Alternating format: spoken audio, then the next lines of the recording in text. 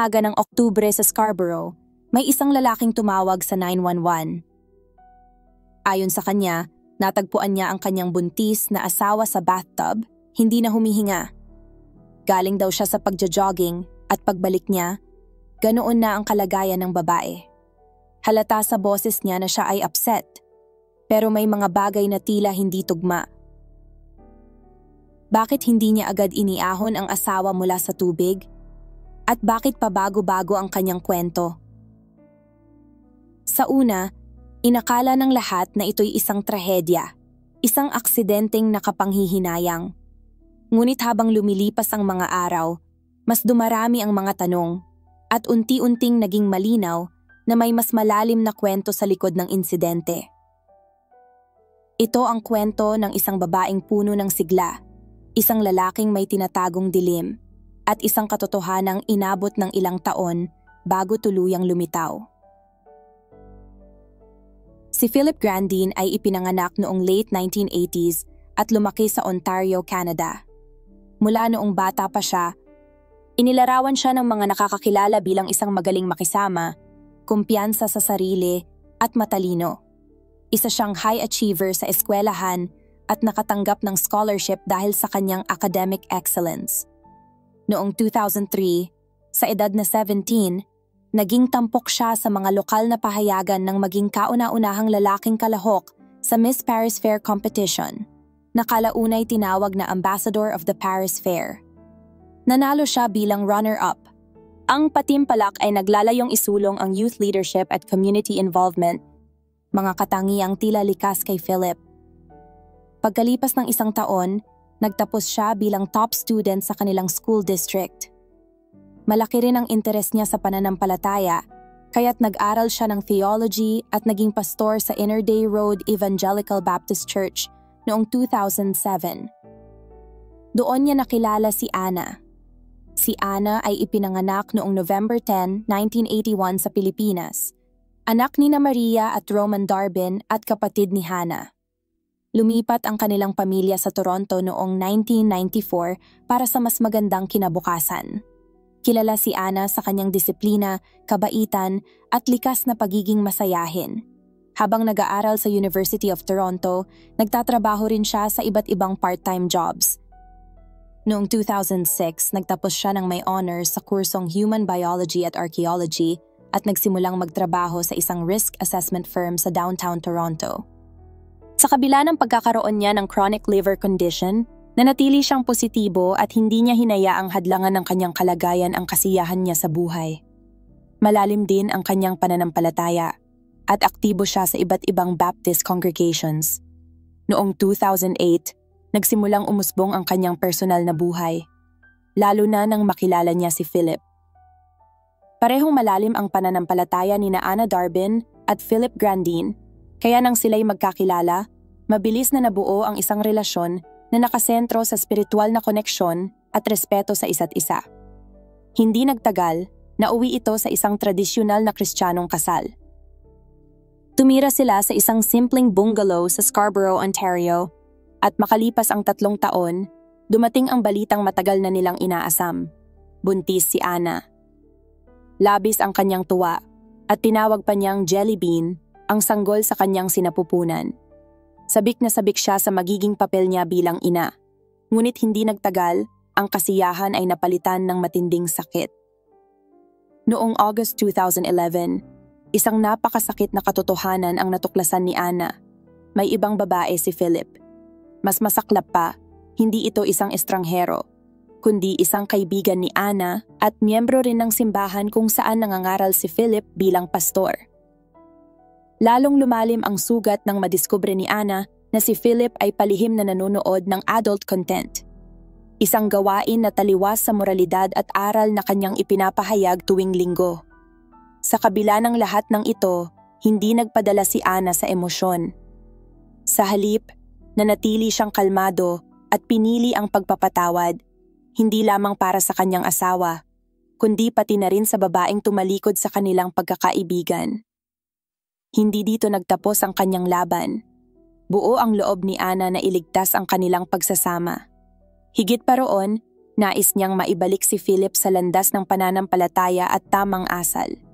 Lumapit siya kay Stephen, isang matagal na nilang kaibigan at kapwa-pastor. Nang ibahagi ni Ana kay Stephen ang nangyari, agad itong nag-alok ng tulong. Isang serye ng lingguhang counseling sessions kung saan siya ang magiging tagapamagitan. Pumayag si Philip. Sa simula, tila nagsisisi ito at handang ayusin ang lahat. Ngunit habang tumatagal ang mga sesyon, mas lumalalim ang alalahanin. Iminungkahi ni Stephen na bumaba na si Philip sa kanyang posisyon bilang pastor, sapagkat sa kanyang palagay, hindi maaaring magpatuloy sa pag-akay ng espiritual ang isang taong may matinding moral conflict, lalo na't naroon din sa kongregasyon ang babae na kanyang kinasangkutan. Bagaman tumutol sa una, kalaunan ay pumayag si Philip at tuluyang nagbitiw sa kanyang tungkulin. Sa mga sumunod na session, lumitaw na hindi lamang ang affair ang problema. Ayon kay Stephen, ang labis at paulit-ulit na pagkonsumo ni Philip ng explicit material ay isang seryosong issue. Iminungkahi niya na lagyan ng filter ang mga computer ni Philip upang mapigilan ito, at hikayatin siyang ituon ng atensyon sa pagpapaganda ng kanilang relasyon. Sa panlabas na anyo, tila sumusunod si Philip. Nakahanap siya ng bagong trabaho bilang nurse at manager sa isang retirement home. Sa mata ng iba, nagsimula na siyang magbago. Ngunit ang katotohanan ay malayo sa iniisip ng lahat. Sa kabila ng therapy at pagbibitiw sa simbahan, hindi talaga tinapos ni Philip ang kanyang relasyon sa kanyang mistress. Naging mas maingat lamang siya sa pagtatago nito. Sa kabila ng counseling at mga pangakong pagbabago, nagpatuloy pa rin ang lihim na relasyon ni Philip Grandin at ng kanyang kabit, na dati ring matalik na kaibigan ni Ana. Madalas silang magkita sa mga tagong lugar at ginagamit pa ni Philip ang kanyang kotse bilang lugar ng kanilang mga tagpuan. Hindi man lantaran, ramdam na ni Ana ang kasinungalingan. Hindi siya bulag. Noong unang linggo ng October 2011, sa isa sa kanilang couples therapy sessions, muling hinarap ni Ana si Philip tungkol sa affair. Ngunit gaya ng dati, itinanggi pa rin ito ng lalaki. Ilang araw matapos nito, noong October 14, si Ana, na noon ay 29 years old at buntis, ay nagtungo sa ospital. Nakaramdam siya ng matinding pagod at pagkahilo, kaya nagpatingin sa emergency room. Habang nasa ospital, tumawag siya sa kanyang kapatid na si Hannah at ikinuwento ang kakaibang naramdaman niya matapos uminom ng smoothie na inihanda mismo ni Philip. Tinanong pa raw niya ang asawa kung may nilagay ba itong kung ano sa inumin, pero mabilis itong itinanggi ni Philip. Ngunit hindi nagkamali si Ana sa kanyang hinala. Lumabas sa toxicology tests na may bakas ng lorazepam, kilala sa brand name na Ativan, sa kanyang katawan.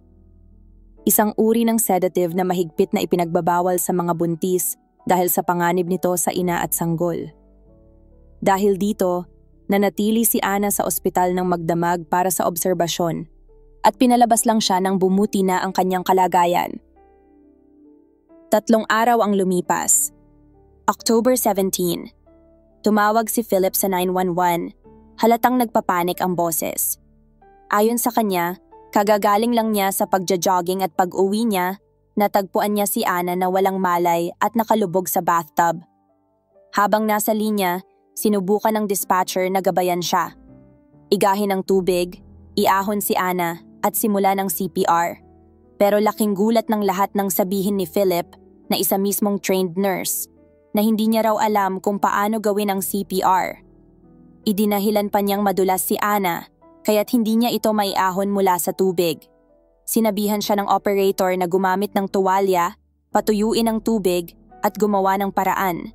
Pero sa buong tawag, hindi tumigil ang tunog ng pumapatak na tubig, senyales na wala siyang ginagawang aksyon. Pagdating ng mga unang rumesponde, nakita nila si Ana na nakalubog pa rin sa bathtub. Agad nila siyang isinugod sa ospital, ngunit huli na ang lahat. Wala nang naisalbang buhay, ni ang sanggol sa kanyang sinapupunan. Ayon sa autopsy, ang sanhi ng kanyang kamatayan ay drowning. Dinala si Philip Grandin sa himpilan para sa investigasyon. Mahigit 2 oras siyang kinapanayam ng mga awtoridad, ngunit pinalaya rin siya matapos nito. Kinabukasan, nakipagkita siya kay Pastor Steven upang pag-usapan ang mga detalye ng burol. Iminungkahi ni Steven na bumili ng double burial plot upang magkatabi sa libingan si Anna, ang kanilang anak, at si Philip sakaling dumating ang panahon. Ngunit ang sagot ni Philip ay nakagugulat. Malamig niyang sinabi na hindi siya sang-ayon dahil baka raw mag-asawa siya ulit balang araw at hindi tamang makasama si Anna sa iisang puntod. Para sa isang lalaking kakamatay pa lamang ng kanyang asawa at anak, malamig at hindi makatao ang tugon. Makalipas ang 2 linggo, ginanap ang libing ni Anna sa Jarvis Street Baptist Church, ang simbahan kung saan siya aktibong naglingkod. Dumalo ang kanyang pamilya, mga kaibigan, at buong komunidad upang magbigay pugay sa kanyang alaala. Ngunit isang bisita ang nagdulot ng tensyon at galit. Dumalo ang babae, ang kabit ni Philip, ang sentro ng pagtataksil na bumasag sa mundo ni Anna. Ang kanyang presensya sa libing ay tila isang sampal sa mukha ng mga nagluluksa at isang paalala ng pagdurusang idinulot ng kanyang lihim na relasyon sa asawa ng namayapang si Anna. Tahimik na tumayo si Philip sa tabi ni Anna. Ngunit sa halip na magpakita ng tunay na pagdadalamhati, lalo pa niyang pinalala ang sitwasyon nang maglathala siya ng obituary sa Toronto Star, kung saan sinabi niyang si Anna ang kanyang pinakamamahal na asawa at matalik na kaibigan, at sabik nilang hinihintay ang pagdating ng kanilang anak. Tinapos niya ang pag-alala sa pamamagitan ng pagsasabing ang bata ay sumama na sa kanyang ina sa langit. Para sa marami, ang pagpapakita ng lungkot na iyon ay isang palabas lamang. Ang mga taong malapit kay Anna ay nakakita ng pagkukunwari sa likod ng maskara. Sa mga sumunod na buwan, palihim pa ring nagkikita si Philip at ang kanyang kalaguyo. Lumalabas na natapos ang kanilang ugnayan sa unang bahagi ng 2012. Sa kabila nito, lalong tumindi ang mga hinala ng komunidad laban sa kanya. Patuloy ang pagkalat ng mga tsismis tungkol sa kanyang mga kilos. At lumalalim ang galit ng mga tao dahil tila walang aksyon mula sa mga awtoridad.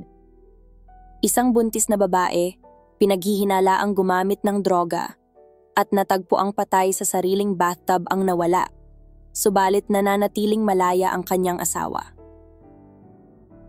Sa likod ng mahigpit na nakasarang mga pinto, maingat na sinuri ng mga homicide detectives sa Ontario ang bawat ebidensyang nakalap. Bagamat mabagal ang proseso, masinsinang binuo nila ang kaso na nagpatunay ng planadong pagpatay.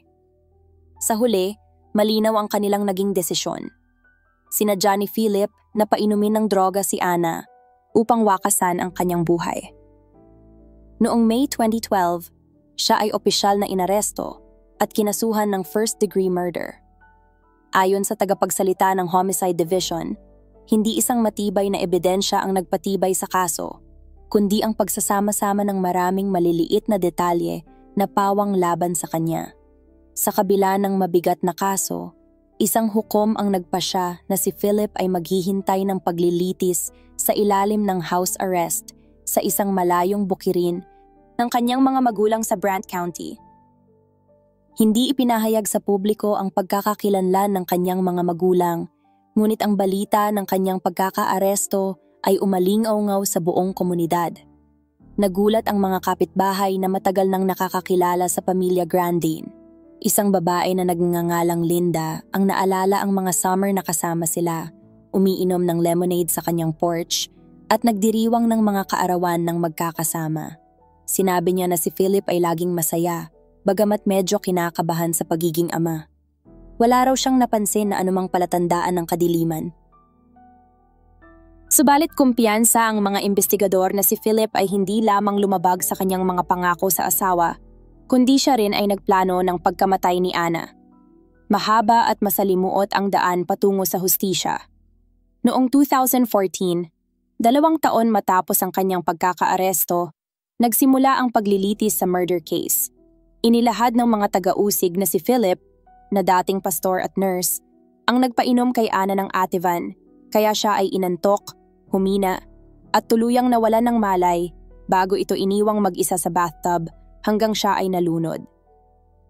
Pinaniniwalaang ang motibo ni Philip ay ang kagustuhan niyang makalaya sa responsibilidad bilang asawa at ama upang magsimula ng bagong buhay kasama ang kanyang kalaguyo. Sa kabila ng mga matibay na ebidensya, maring itinanggi ni Philip ang mga paratang. Sinabi niyang si Ana ay posibleng nagpakamatay o nasadlak lamang sa aksidente. Ngunit hindi nagpatinag ang taga-usig at ipinakita nila ang mga ebidensyang nagpapakita ng tunay na pagkakasala. Nagpatotoo si Dr. Irving Gora, ang matagal ng family doctor ni Ana, na sa halos isang dekada ng kanyang pangangalaga ay hindi niya kailanman niresitahan si Ana ng Ativan. Wala raw sa talaan ang anumang indikasyon na nangangailangan siya ng ganitong uri ng sedative. Sa kabilang banda, inamin ni Dr. Gora na ilang linggo bago pumanaw si Ana, personal siyang pinuntahan ni Philip upang ikwento ang nararanasan niyang matinding depresyon at tensyon sa kanilang pagsasama. Sa konsultasyong iyon, ibinahagi ni Philip ang kanyang mga pag-aalinlangan kung si Ana nga ba ang tamang taong makakasama niya habang buhay. Sumunod na tumestigo ang obstetrician ni Ana, na kinumpirma rin na hindi siya kailanman nagreseta ng Ativan sa kanyang pasyente. Ang kanilang mga pahayag ay tumibay bilang suporta sa teorya ng taga-usig. Ang sedative na natagpuan sa katawan ni Ana ay hindi nagmula sa alinmang lisensyadong doktor na responsable sa kanyang kalusugan. Naging mahalaga ang mga toxicology report. Ipinakita ng mga ito na si Ana ay nagtataglay ng lorazepam sa kanyang katawan noong gabi ng kanyang pagkamatay. Gayon din noong ilang araw bago pa ito nang siya ay maospital dahil sa matinding pagkahilo at pagkalito. Noong una, mababa pa ang antas ng gamot sa kanyang sistema, ngunit nang sumailalim siya sa autopsy, napansin na mas mataas na ang dosage, isang senyales na hindi ito aksidente kundi may pattern ng paggamit. Ang pinakamatibay na ebidensya ay nagmula sa forensic analysis ng computer ni Philip. Natuklasan ng mga investigador na isang linggo bago pumanaw si Ana, noong October 10, 2011, may search query mula sa user account ni Philip sa WikiAnswers na nagtatanong, "Is 100 mg of Ativan fatal?" Ayon sa prosecution, ang pagpunta ni Ana sa ospital noong October 14 ay hindi lamang simpleng babala, kundi unang hakbang ng isang maingat na pinagplanuhang krimen. 3 araw matapos nito, si Ana ay namatay. Nadiskubre rin nila na sa mismong umaga ng October 14, 2011, habang nagpapagaling si Ana sa ospital mula sa isang drug-induced medical emergency, may isang user sa computer ni Philip na naghahanap ng escort services sa Toronto, eksaktong 4:48 ng madaling araw bago pa man siya na-discharge. May mga na-browse pang website para sa Ultimate Intimate Experiences. Ilang oras pagkatapos makauwi ni Ana, muling nag-online ang user na ito para mag-research tungkol sa sedative na lorazepam. Tila sinusubukan alamin kung paano ito makukuha ni Philip. Ipinatawag din ng taga-usig ang dating supervisor ni Philip sa retirement center kung saan siya nagtatrabaho noon. Si Catherine Fior, ang associate head nurse, ay tumestigo na si Philip ang may tungkulin sa pamamahagi at wastong pagtatapon ng mga gamot para sa mga residente. Sa digital na investigasyon ng kanyang computer, natuklasan ng mga awtoridad ang isang dokumento na naglalaman ng listahan ng mga residente kasama ang kanilang mga reseta, kabilang narito ang lorazepam. At ang isa sa pinakamabigat na ebidensya ay nagmula sa ulat ng mga tech expert. Ipinakita nilang habang sinasabi ni Philip na siya ay nagjo-jogging noong araw ng pagkamatay ni Ana, naka-disable ang adult content filter sa kanyang computer. Malinaw ang ipinahihiwatig nito. Nasa bahay siya sa oras ng insidente at nagsinungaling sa mga investigador. Lalo pang pinahina ang pagtatangka ni Philip na ipakita ang sarili niyang inosente sa pamamagitan ng testimonya ng kanyang dating kalaguyo na tuluyang nagpabagsak sa natitira pa niyang maskara ng kawalang kasalanan. Isinalaysay ng dating kalaguyo ni Philip sa korte na nagkausap sila sa telepono ng halos 30 minuto sa mismong araw na sinabi ni Philip na natagpuan niyang walang malay si Ana sa bathtub. Nang araw ring iyon, matapos siyang pakawalan mula sa interogasyon ng pulisya, nagtungo si Philip sa bahay ng babae at doon siya nagpalipas ng gabi. Bagamat inamin ng babae na hindi kailanman binanggit ni Philip ang anumang tungkol sa karahasan, malinaw sa kanyang salaysay ang larawan ng isang lalaking malayo sa imahe ng nagdadalamhating asawa na pilit ipinapakita ni Philip sa publiko. Gayunpaman, iginiit pa rin ng babae na nanatili ang kanilang pagkakaibigan.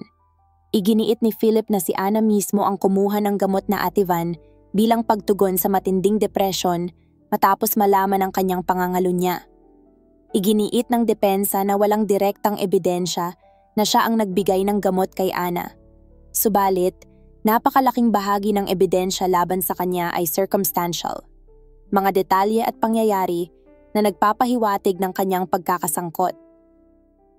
Noong January 2015, matapos ang 2 araw ng deliberasyon, nagpasiya ang jury na si Philip Grandin ay nagkasala ng voluntary manslaughter.